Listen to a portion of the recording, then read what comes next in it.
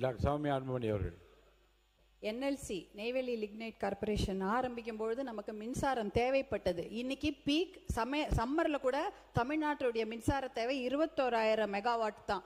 ஆனா தமிழ்நாட்டுடைய அரசாங்கத்துடைய இப்ப மின்சாரம் தனியார் மற்றும் அரசு துறையில 36,000 மெகாவாட் அதிகமாக இருக்கிறது. மின்மிகை மாநிலமா ஆகிவிட்டோம். இனிமேல் என்எல்சியோட அதுல பங்கு பாத்தீங்கன்னா 2,000 மெகாவாட் மட்டும்தான். அப்படி இருக்கும்போது அந்த என்எல்சியே நமக்கு தேவை கிடையாது.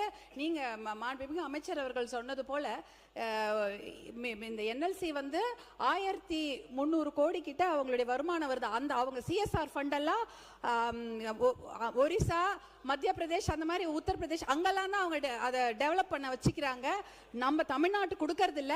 அவங்க சிஎஸ்ஆர் ஃபண்ட் வச்சு நமக்கு தடுப்பணைகள் கட்டி கொடுக்க சொல்லுங்க, இல்ல நெல் அந்த கோடவுன் கட்டி கொடுக்க சொல்லுங்க. நம்ம கிட்ட காசு இல்ல, நிதி நிலைமை நெருக்கடின்னு சொல்ற அந்த சிஎஸ்ஆர் ஃபண்ட்ல எல்லா மாவட்டத்துக்கும் அவங்க கட்டி கொடுக்கணும் தடுப்பணைகள். அதை அவர்களிடம் நீங்கள் கண்டிப்பா கேட்க வேண்டும். அதே போல 40,000 ஏக்கரை அவங்க அழிச்சிட்டு தான் ஒரு அப்படியே நைட்டோட நைட்டா மக்கள் எல்லாம் கொண்டு போய் விஜய மாநகரன்ற ஊர்ல கொண்டு போய் தங்கிட்டாங்க. மூட்டை முடிச்சோட ஒரு வெளியூர்ல அகதிகளா போய் சேர்ந்துட்டாங்க.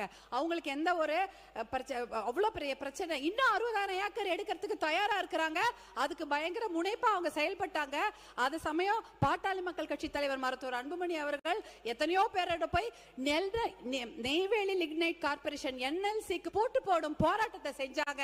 அப்ப வஜ்ரா வாகனத்தை கொண்டு வந்து அந்த போராட்டம் அடக்கப்பட்ட முயற்சி நடந்தது. அதெல்லாம் மீறி எல்லாம் பெரிய போராட்டம் நடந்தது.